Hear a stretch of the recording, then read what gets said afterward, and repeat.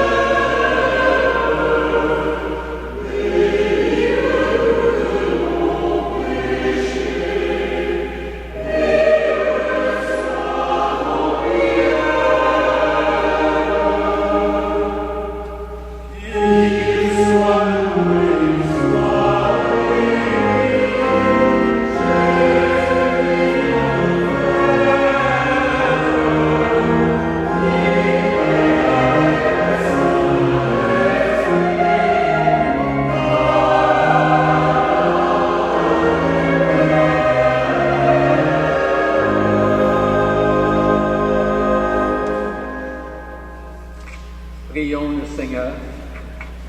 Dieu que nos yeux n'ont jamais vu, tu nous as envoyé ton propre Fils. Prends soin de nous maintenant que lui aussi échappe à nos regards.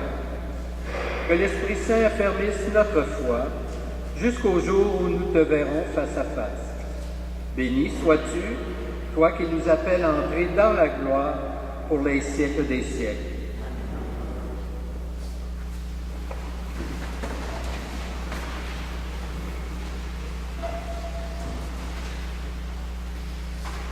Commencement du livre des Actes des Apôtres.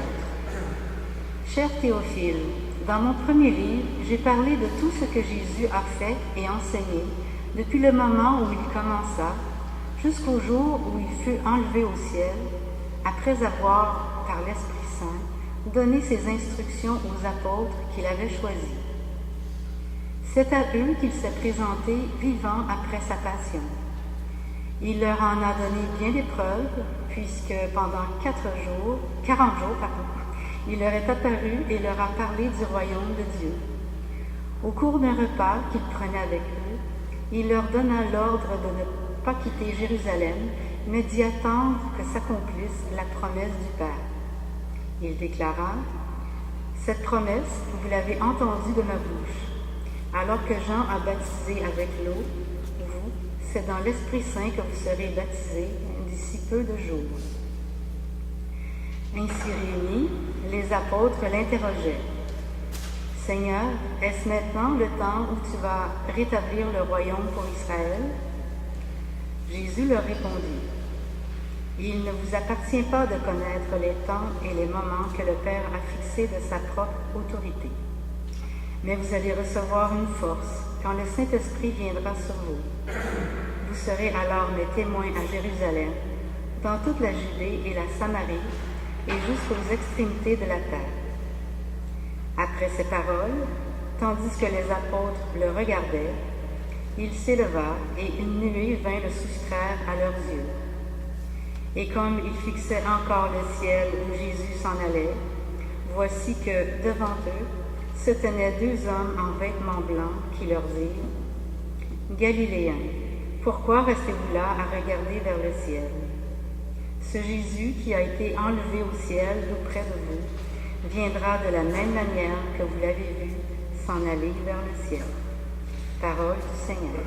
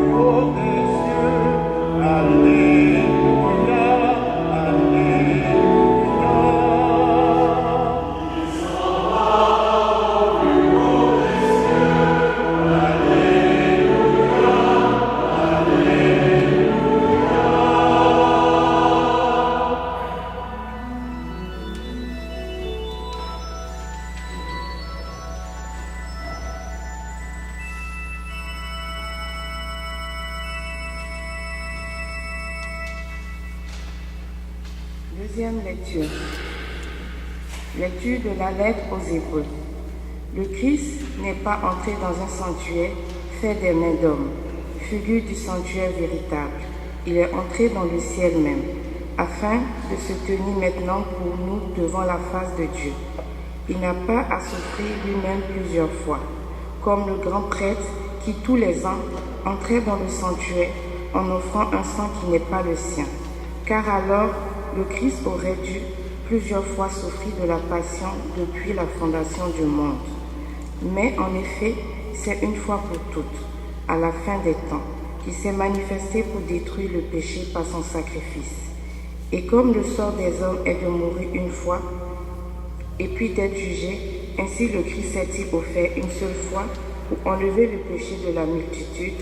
Il apparaîtra une seconde fois, non plus à cause du péché, mais pour le salut de ceux qui l'attendent.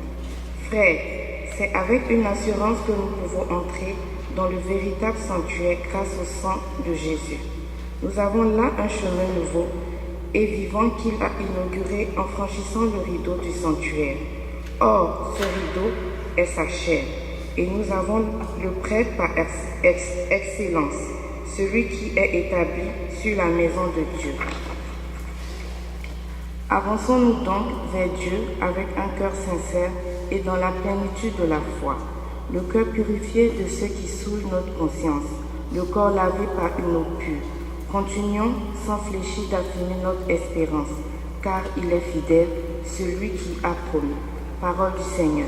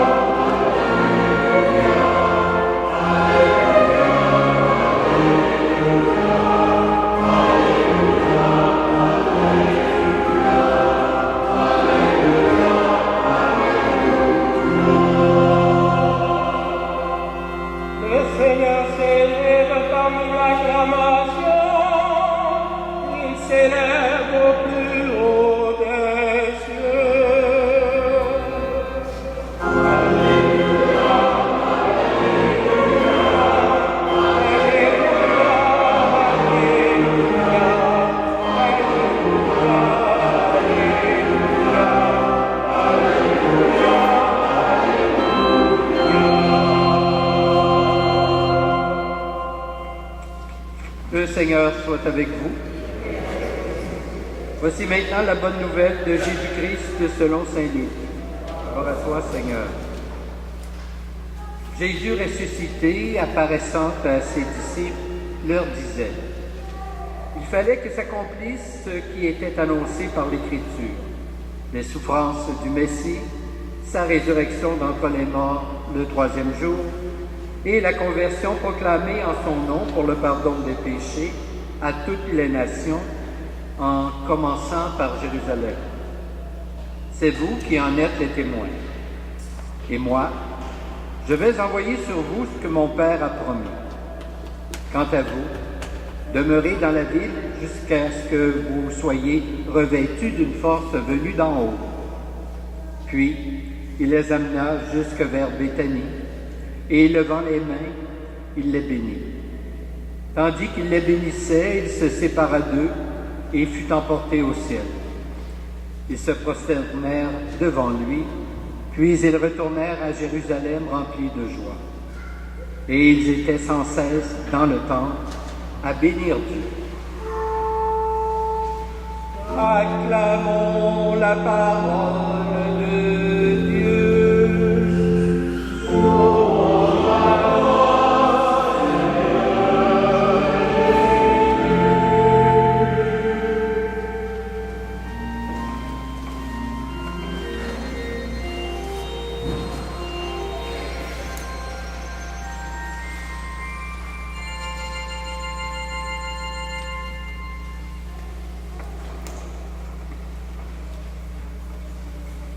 Il monta au ciel et est assis à la droite du Père.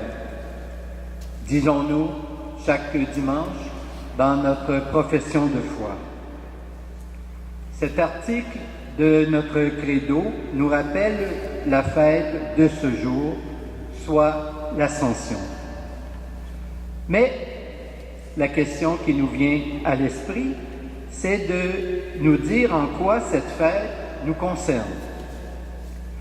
Eh bien, l'ascension au ciel de Jésus nous invite particulièrement à vérifier notre espérance et une de ces formes de celle-ci, c'est le désir du ciel. Vous en conviendrez avec moi, parler du ciel aujourd'hui et dans notre monde actuel ne va pas nécessairement de soi, car il est tout à fait humain et normal que ce soit plutôt la vie ici-bas qui nous intéresse. Et comme dit la chanson que vous connaissez probablement, tout le monde veut aller au ciel, mais personne ne veut mourir. Pourtant, à l'occasion d'un décès d'un être proche, d'un être cher, par exemple, on entend souvent les paroles suivantes.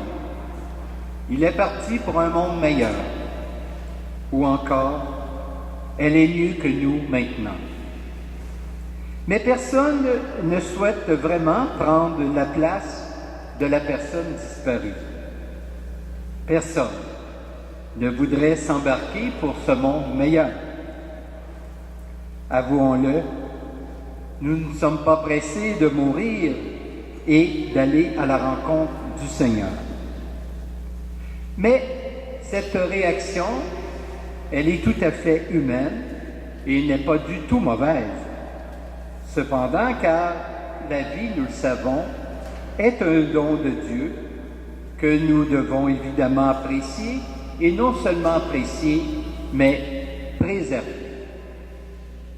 À l'opposé, il existe un certain désir de mourir, mais celui-ci tient davantage de la maladie que de l'espérance. Mais une fois ces précisions faites, notre manque du désir du ciel ne révèle-t-il pas, à quelque part, un manque d'espérance? Cette absence possible en nous du goût du ciel a de quoi nous poser question, surtout si nous considérons les témoignages de ceux et celles qui, avant nous, ont espéré et ont cru. Comme par exemple notre ami Saint Paul, celui-ci se sent coincé entre son désir de rejoindre le Christ et le service de ses frères et sœurs. Écoutons ce qu'il a dit à ce sujet. Pour moi, vivre, c'est le Christ, et mourir n'est qu'un gain. Mais si vivre ici-bas doit me permettre un apostolat plus fécond, je ne sais que choisir.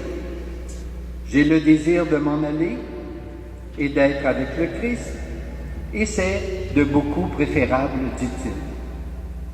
De ce témoignage privilégié de Paul, nous retenons que l'espérance chrétienne ne se résume pas uniquement au désir du ciel.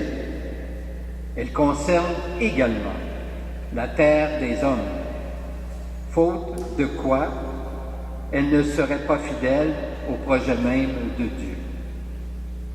C'est là le sens de la question des anges dans le texte. Les anges qui posent cette question aux disciples, « Pourquoi restez-vous à regarder le ciel ?»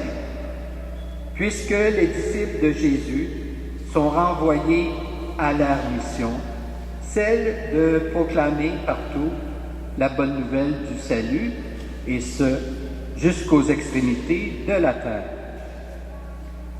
Frères et sœurs, à l'exemple des apôtres, le chrétien et la chrétienne doivent s'occuper évidemment à transformer autant que faire se peut le monde dans lequel il vit ou dans laquelle il vit, selon ses possibilités, c'est-à-dire le rendre plus habitable, plus humain. C'est là sa manière à lui et à elle d'exprimer son espérance.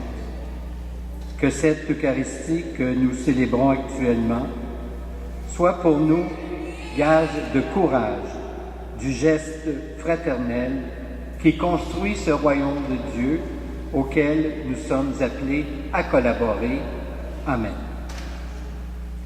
Et maintenant, nous allons nous lever et ensemble, nous allons professer notre foi.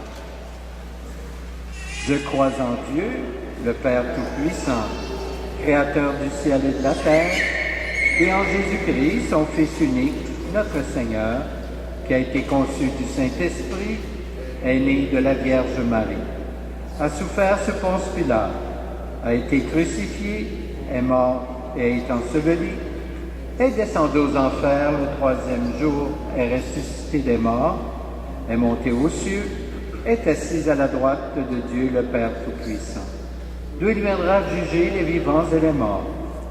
Je crois en l'Esprit Saint, à la Sainte Église catholique, à la communion des saints, à la rémission des péchés, à la résurrection de la chair et à la vie éternelle. Amen.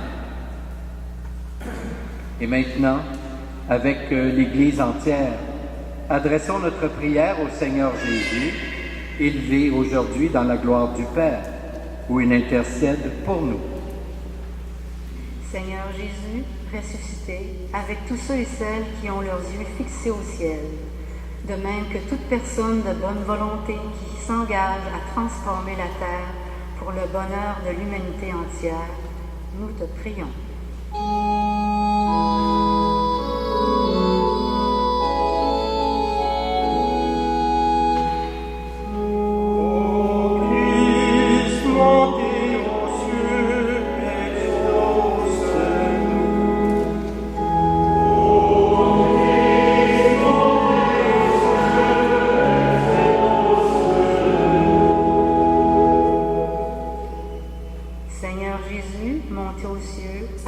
Ceux et celles qui sont baptisés dans la foi, de même que les pasteurs de l'Église qui s'évertuent à garder les commandements de l'amour que tu nous as donnés, nous te prions.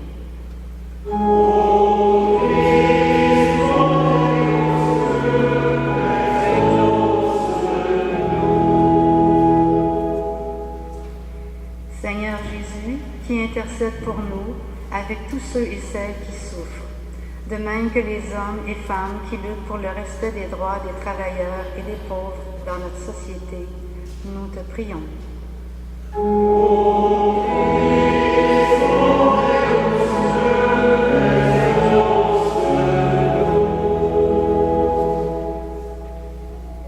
Seigneur Jésus, pour que les chrétiens et les chrétiennes ne cessent jamais d'accueillir et de désirer la venue du Christ et de son Esprit, nous te prions.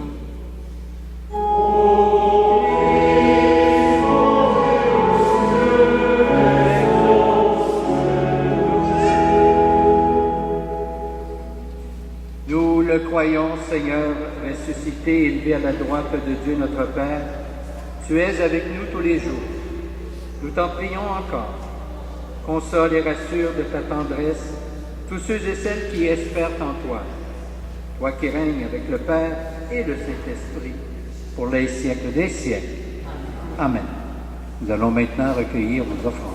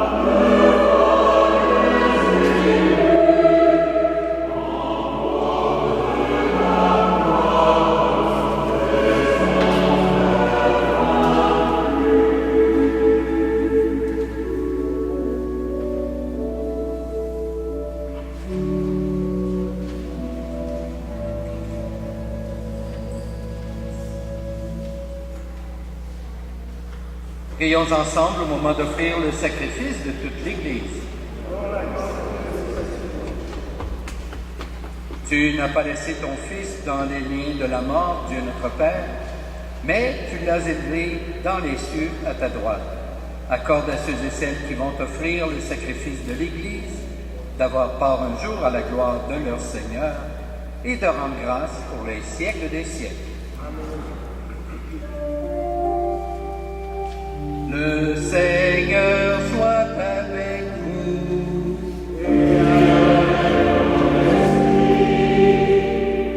Élevons notre cœur.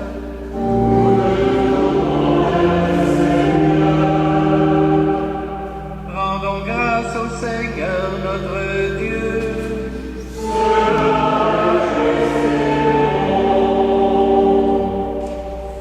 Vraiment, il est juste et bon de te rendre gloire, de t'offrir notre action de grâce toujours et en tout lieu, Père très saint, Dieu éternel et tout-puissant.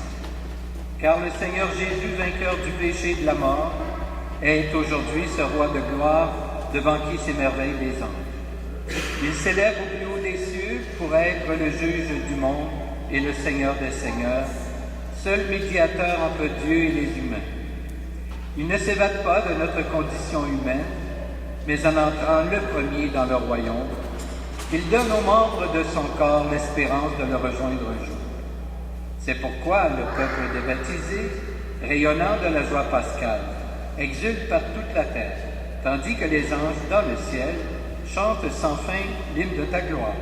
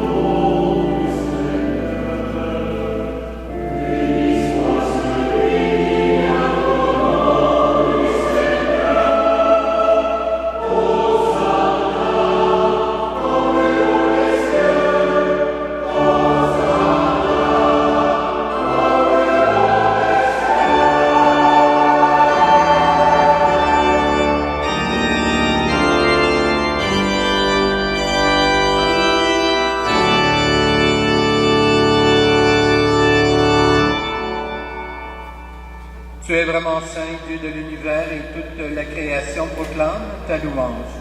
Car c'est toi qui donnes la vie, c'est toi qui sanctifies toutes choses, par ton Fils Jésus-Christ notre Seigneur, avec la puissance de l'Esprit Saint. Et tu ne cesses de rassembler ton peuple, afin qu'il te présente partout dans le monde une offrande pure.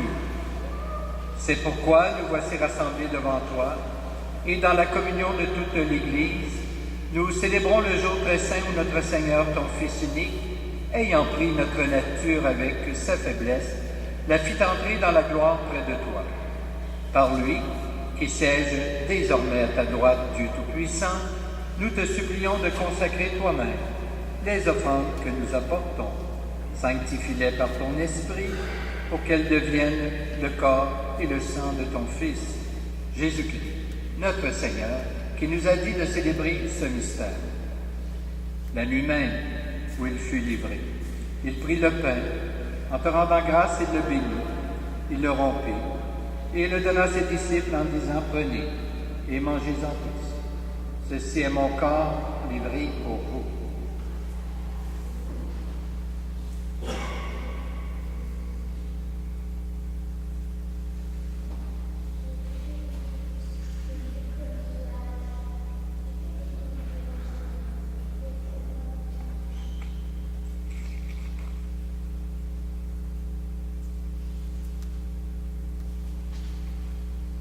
Demain, à la fin du repas, il prit la coupe. En te rendant grâce, il la bénit et la donna à ses disciples en disant, prenez et buvez-en tous. Car ceci est la coupe de mon sang, le sang de l'alliance nouvelle et éternelle, qui sera versé pour vous et pour la multitude en rémission des péchés. Vous ferez cela en mémoire de moi.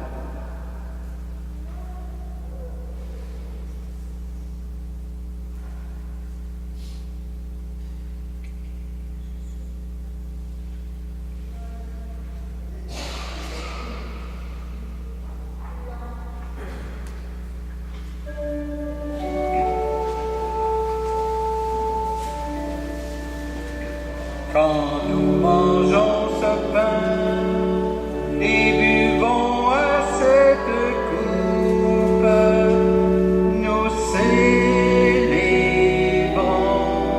le mystère de la foi.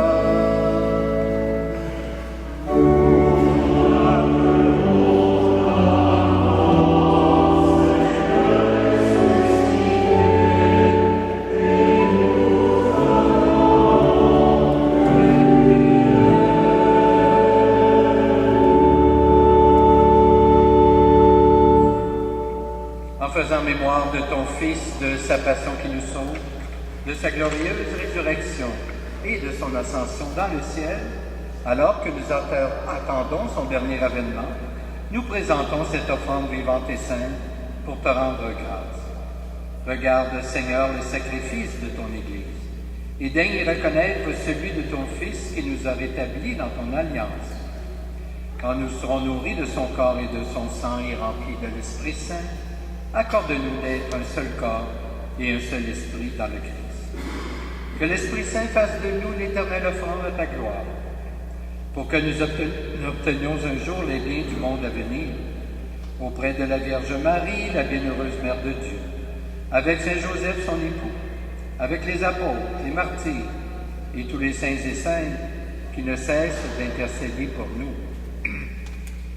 Et maintenant, nous te supplions, Seigneur, par le sacrifice qui nous réconcilie avec toi, étends au monde entier le salut et la paix. Affermis la foi et la charité de ton Église au long de son chemin sur la terre. Veille sur ton serviteur, le pape François, notre évêque Christian, l'ensemble des évêques, les prêtres, les diacres, et tout le peuple des rachetés. Écoute les prières de ta famille assemblée devant toi, et ramène à toi, Père très aimant, tous tes enfants dispersés. Pour nos frères et sœurs défunts, pour les humains qui ont quitté ce monde et dont tu connais la droiture, nous te prions. Nous prions spécialement ce matin pour Carlos Corderio, ainsi que pour M. Jean-Guy de Tilly, sans oublier tous nos parents et amis retournés vers le Père.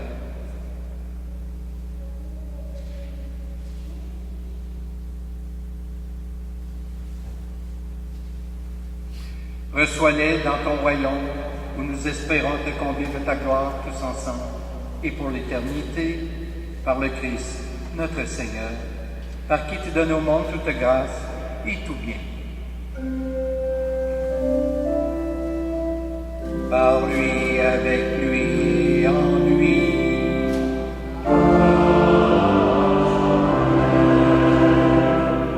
À toi, Dieu le Père Tout-Puissant, dans l'unité du Saint-Esprit.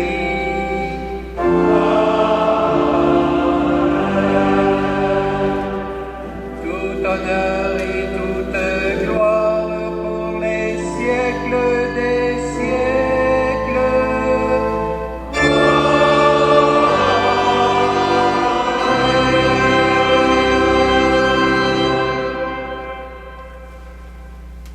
animés par l'Esprit Saint et unis au Père par l'amour du Christ, nous pouvons ensemble dire d'une seule voix et d'un seul cœur cette prière. Notre Père, qui es aux cieux, que ton nom soit sanctifié, que ton règne vienne, que ta volonté soit faite sur la terre comme au ciel. Donne-nous aujourd'hui notre pain de ce jour. Pardonne-nous nos offenses, comme nous pardonnons aussi à ceux qui nous ont offensés. Et ne nous laisse pas entrer en tentation, mais délivre-nous du mal. Délivre-nous de tout mal, Seigneur, et donne la paix à notre temps. Par ta miséricorde, libère-nous du péché. Rassure-nous devant les épreuves en cette vie, où nous espérons le bonheur que tu promets, et le retour de Jésus-Christ, notre Sauveur.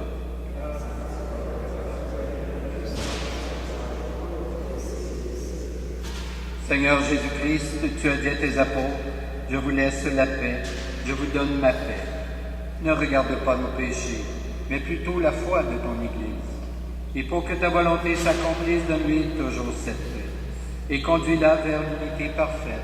Toi qui règnes pour les siècles des siècles, que la paix du Seigneur soit toujours avec vous. Échangeons un signe de paix entre nous.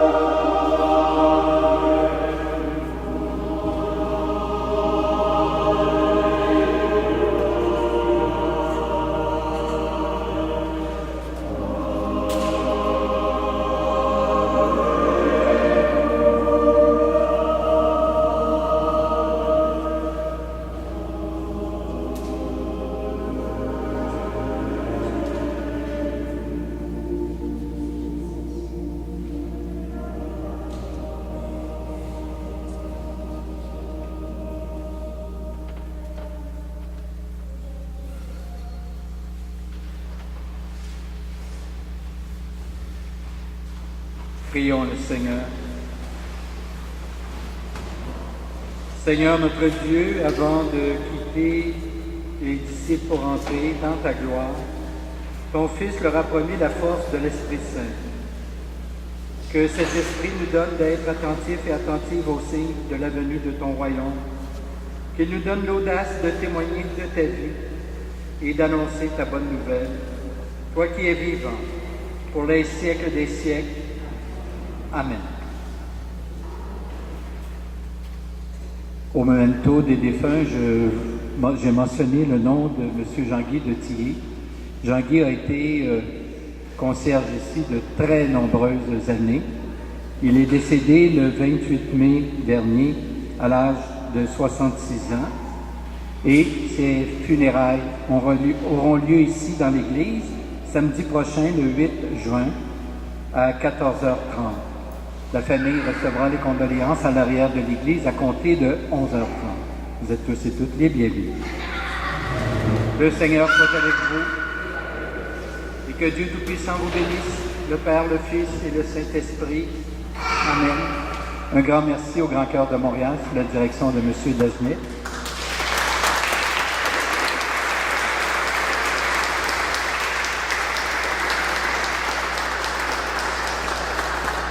Je vous souhaite donc un bon dimanche, une belle semaine. Portez-vous bien et au plaisir de vous revoir.